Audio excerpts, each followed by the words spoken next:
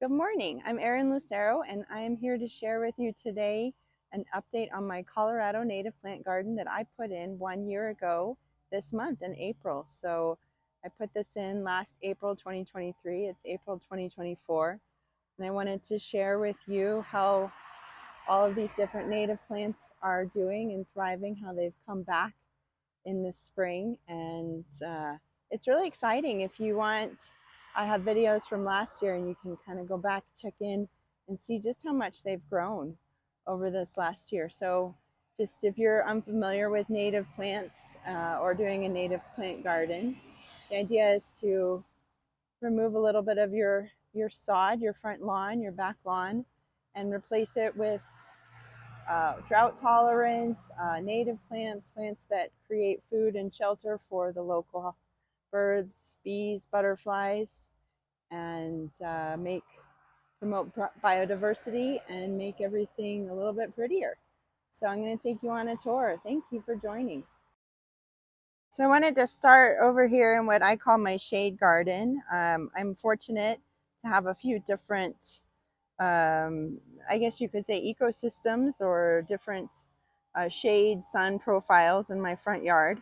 And so I really tried to plant things that were going to work with that. So over here I planted a lot of columbines. And if you love columbines, I would encourage you to plant them in a place that is similar to this. So this area gets a lot of sun in the early spring, and then there's a tree over top, and that tree will bring its leaves in here pretty soon, and then it will be pretty shaded. It gets morning sun, but it does really well for these beautiful columbines, which are flowering, as well as western snowberries. That's a western snowberry, and Oregon grape polly or creeping mahonia. Those are really great shade plants that are Colorado natives, and it's not a ton of Colorado native plants that are shade loving, so I did mix in a few that aren't. So I have some, this is called dead nettle, and you can see, especially if you look back at how small these plants were a year ago, you can see how they have thrived. These are coral bells, and they'll make some pretty flowers. Actually, this one is already starting to make some flowers, and they will flower all year, all summer. And then I planted some thyme in here too. So that is the shade section. This area is a little shade, a little bit more sun, and I'll just share with you what is doing well here. This is a Canna Creek buckwheat or sulfur flower that I planted last year that was really small. Actually, I'm going to show you, here's one that I just planted about 3 weeks ago. I just got it in the mail, and that's about the size of this guy last year. So wow, it's grown a lot. It's doing well. I also have some penstemons over here. So this is a penstemon that's returned from last year. This is a wine cup. They are a little slow to get starting, and I will say that some are doing better than others, but they've all seemed to come back. This is another sulfur flower. The other plant that I found did well in this corner of my yard is this native plant called a gazania, and it has yellow flowers. And since it was doing so well, I actually planted a couple more. I have little sticks marking off my new plantings. So hopefully this little baby next year will look like this one. So it's really fun to see how things are growing and thriving. And now I'm going to move over to my sunnier side, and I'm just going to walk you through what plants I have here. So this is a fringed sage, and as I walk around, I'm going to show you a few different fringed sages. You can see how they're all doing differently. Some have doubled in size, some are still getting going. This is a Mexican hat or prairie comb flower that has come back from last year. This is a rabbit brush, a blue stem grass. This is called a lead plant, which will grow into a bush. It's just kind of slow to get rolling. It looks a little bit like sticks that's growing a few leaves. It should have some pink flowers soon. This is not a Colorado native, but I'm really enjoying it. It's called a Mount Atlas daisy. It's very xeriscape hardy. Last year it was like 1/4 this size. So it's really thriving and it's flowering already early, and it's just the end of April. This is, and you're going to see a few of these, my moonshine yarrows. I mean, if you want a plant that is indestructible, put some yarrows in. They're going to be gorgeous. They're going to flower all summer. They are really happy. Here's another buckwheat that's doing well. And this is a silver sage that I put in last year. It's pretty small and it is spreading. So you can see I have two silver sages that have spread. And that's the whole idea of doing a native plant garden. You want to encourage these plants, these native wild plants. This is how they spread. This is how they'll propagate.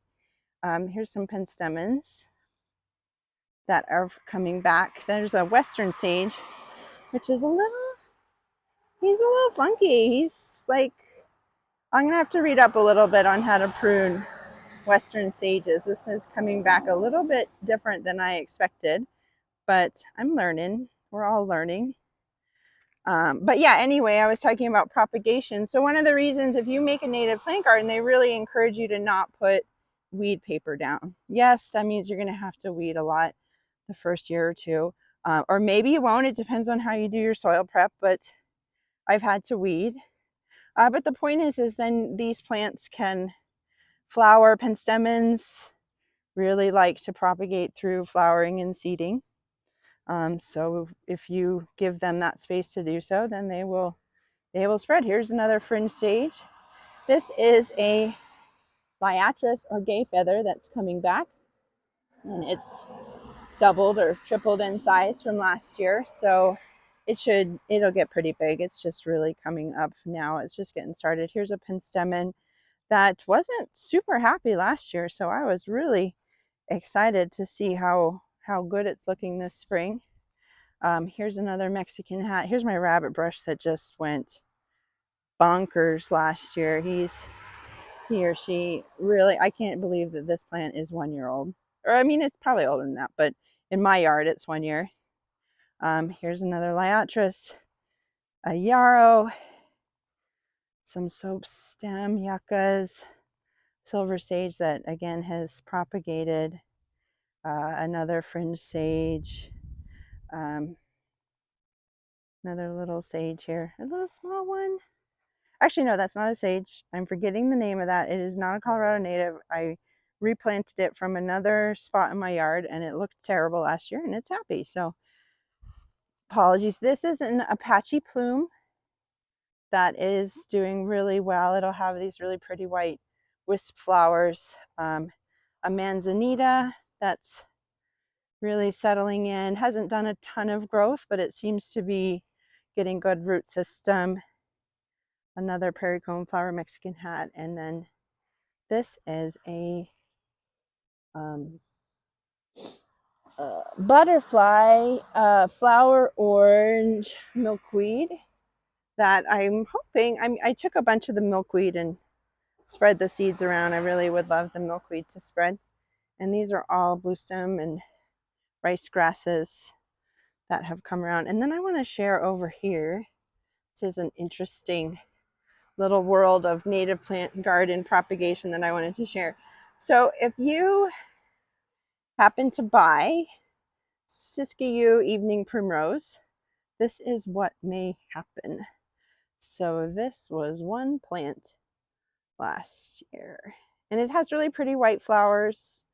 It's a primrose, but it spreads.